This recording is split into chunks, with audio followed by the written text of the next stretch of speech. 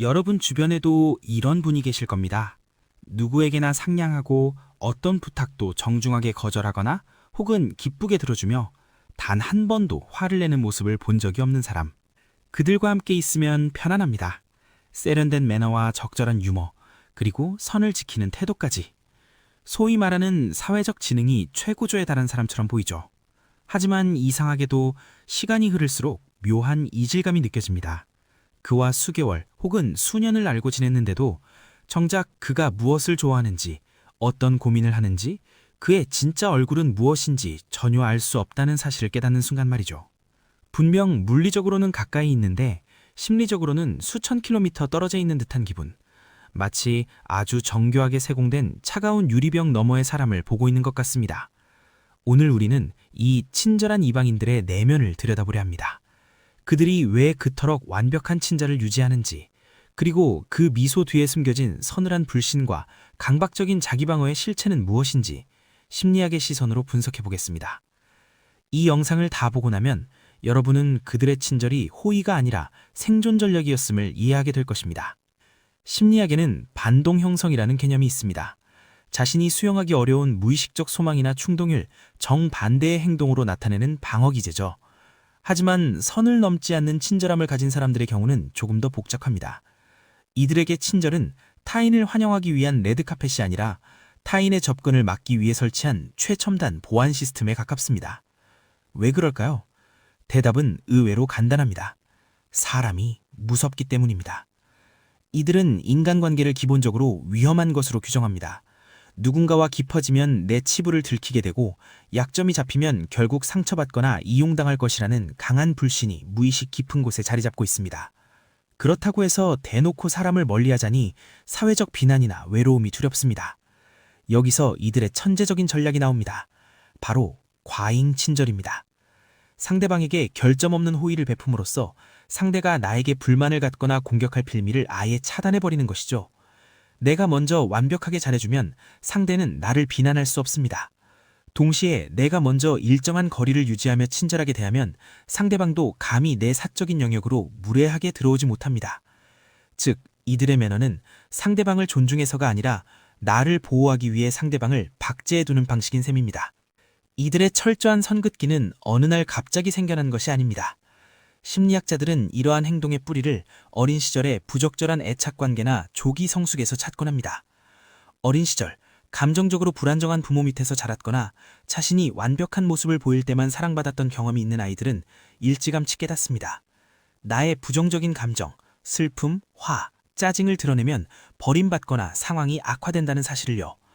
그래서 이들은 살아남기 위해 자신의 감정을 억누르고 타인의 비위를 맞추는 친절한 가면을 쓰는 법을 터득합니다. 성인이 된 그들에게 인간관계는 즐거움이 아니라 일종의 수행입니다. 타인과 깊은 정서적 유대를 맺는다는 것은 곧 나의 통제권을 상대에게 넘겨주는 위험한 도박처럼 느껴집니다. 그래서 이들은 회피형 애착 성향을 띠게 됩니다. 상대가 나에게 호감을 느끼고 다가오려 하면 본능적으로 뒷걸음질을 치며 친절하지만 단호한 벽을 세웁니다. 그들에게 친절은 상대를 가까이 가기 위한 도구가 아니라 딱 그만큼의 거리를 유지하며 상대를 멈춰 세우기 위한 브레이크입니다. 이들에게는 또 다른 공통점이 있습니다. 바로 정서적 결백증입니다. 우리가 흔히 말하는 결백증은 물리적인 오염을 견디지 못하는 것이라면 정서적 결백증은 인간관계에서 발생하는 지저분한 감정을 견디지 못하는 것입니다. 누군가를 깊이 사랑하면 필연적으로 질투, 집착, 갈등, 그리고 이별의 고통 같은 비이성적이고 통제 불가능한 감정들이 뒤따라옵니다. 선을 긋는 사람들은 이러한 감정의 소용돌이를 오염이라고 느낍니다. 누군가와 싸우고 화해하고 울고 불고 매달리는 건 너무 소모적이야. 그냥 적당히 예의 차리고 기분 좋게 지내는 게 훨씬 깔끔하잖아. 이것이 그들의 핵심 논리입니다. 이들은 갈등 자체를 극도로 혐오하기 때문에 갈등의 씨앗이 될 수 있는 깊은 대화나 속마음 고백을 원천 봉쇄합니다. 겉보기엔 매우 이성적이고 쿨해 보이지만 사실 감정의 민낯을 마주할 용기가 없는 상태에 가깝습니다. 이들은 인간관계를 마치 잘 정돈된 박물관의 전시품처럼 다룹니다. 멀리서 보면 아름답고 완벽하지만 누구도 손대지 못하게 만지지 마시오라는 보이지 않는 표지판을 세워둔 것이죠. 이러한 정서적 결백증은 결국 본인 스스로를 고립시킵니다. 타인의 감정이 나를 적실까봐 우산을 쓰고 있지만 그 우산 때문에 자신 역시 타인의 온기를 느끼지 못하는 상태가 되는 것입니다. 역설적이로도 이런 부류의 사람들은 사회적으로 매우 높은 평가를 받는 경우가 많습니다. 직장 상사에게는 감정 기복 없이 일 잘하는 직원으로, 동료들에게는 사생활 깔끔하고 매너 좋은 사람으로 통하죠. 그들은 사적인 감정을 공적인 영역에 절대 섞지 않습니다. 갈등 상황에서도 감정적으로 대응하기보다 매뉴얼에 따른 정답을 내놓기 때문입니다. 심리학에서는 이를 고기능적 페르소나라고 부르기도 합니다. 이들은 인간관계를 일종의 프로젝트처럼 다룹니다. 상대방의 생일을 챙기고 적절한 리액션을 해주고 선을 넘지 않는 농담을 던지는 행위들이 진심에서 우러나온 것이라기보다 잘 훈련된 사회적 프로토콜에 가깝습니다. 하지만 이 유능함엔 슬픈 비밀이 있습니다. 이들이 관계를 관리하는 이유는 사람과 함께하는 것이 즐거워서가 아니라 관계를 망쳤을 때 찾아올 번거로운 뒷수습이 두렵기 때문입니다. 이들에게 사회적 성공은 일종의 안전장치입니다.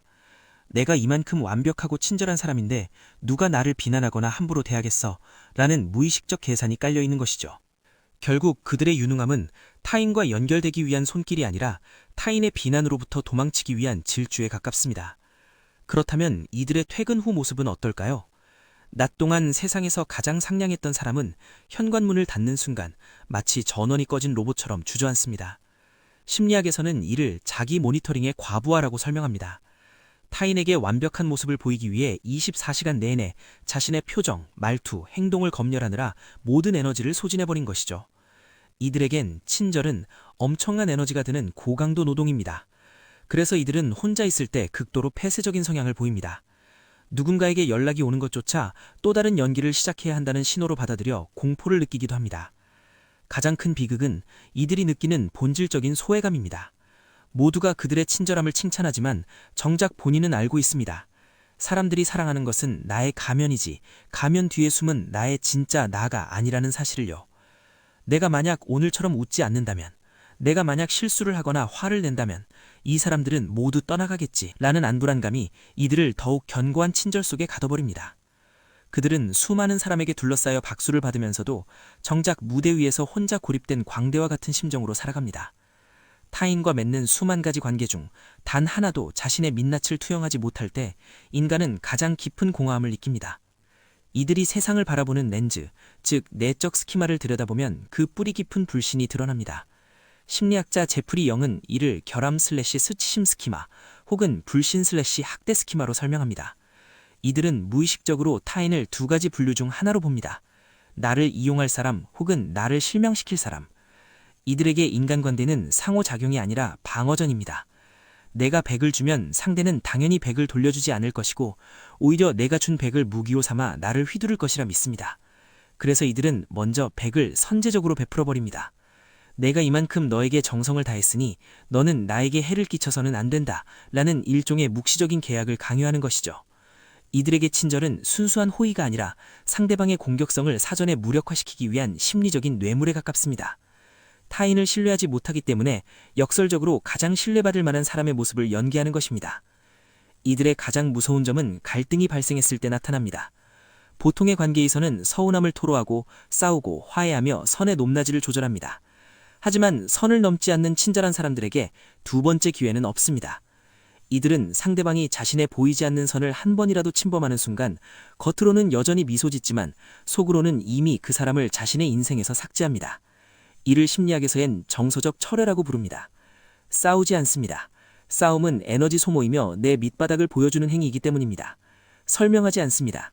이해시킬 가치가 없다고 판단하거나 설명하는 과정에서 생길 감정적 마찰을 혐오합니다. 그저 멀어집니다. 어제와 똑같이 친절하게 대하지만 서서히 답장 속도를 낮추고 만남을 피하며 상대가 스스로 떨어져 나가게 합니다.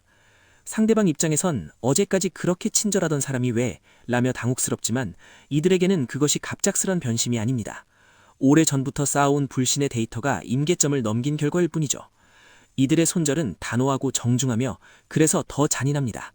상대에게 반론의 기회조차 주지 않은 채 친절이라는 이름의 절벽 아래로 상대를 밀어버리는 것과 같으니까요. 재미있는 사실은 이들이 타인에게 세우는 그 엄격한 선이 사실은 자기 자신에게 적용하는 잣대라는 점입니다.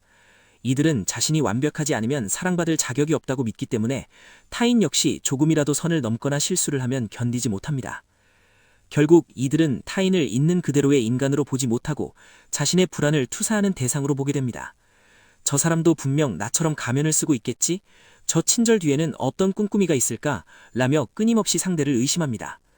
자신이 방어 기제로 쓰는 친절이라는 도구가 워낙 강력하다 보니 타인의 순수한 호의조차 전략적인 행동으로 오해하고 방어막을 더 두껍게 쌓아 올리는 악순환에 따지는 것입니다. 진심을 나누고 싶어 다가온 사람조차 잠재적 가해자로 분류되어 문전박대당하는 이른바 친절한 고립이 완성되는 순간입니다. 그렇다면 이 견고한 유리성에 갇힌 사람들은 평생 외로운 친절함 속에 살아야 할까요? 심리학자 브레네 브라운은 취약성의 중요성을 강조합니다. 그녀는 연결은 우리가 자신의 취약한 모습을 보여줄 때만 가능하다고 말합니다. 친절한 방어 기제를 가진 사람들에게 가장 필요한 연습은 완벽하지 않은 모습을 조금씩 흘려보는 것입니다. 부탁해보기. 모든 것을 스스로 완벽하게 처리하는 대신 아주 사소한 도움을 요청해보세요. 부정적 감정 표현하기. 다 좋아요 라는 말 대신 사실 오늘은 조금 힘드네요. 혹은 그 부분은 저와 생각이 조금 달라요 라고 작게 선언해 보는 것입니다. 처음에는 세상이 무너질 것 같은 공포를 느낄 수도 있습니다. 하지만 당신이 우려했던 비난 대신 오히려 그 틈을 통해 타인의 진심이 흘러들어오는 경험을 하게 될 것입니다. 당신의 친절함이 타인을 밀어내기 위한 도구였다면 이제는 당신의 솔직함이 타인을 초대하기 위한 열쇠가 되어야 합니다. 만약 당신의 연인이나 친구가 모두에게 친절하지만 도무지 속을 내주지 않는 사람이라면 한 가지만 기억하세요. 그들이 세운 벽은 당신을 거부하기 위한 것이 아니라 자신을 보호하기 위한 것입니다. 그들의 성벽을 무너뜨리겠다고 망치를 들고 달려드는 것은 최악의 선택입니다. 그들은 위협을 느끼면 더 깊은 지하 감옥으로 숨어버릴 테니까요. 대신 그 벽 아래에서 일관성이라는 이름의 씨앗을 심으세요. 그들이 선을 그어도 서운해하지 않고 그들이 가면을 쓰고 있어도 묵묵히 그 자리에 있어주는 것.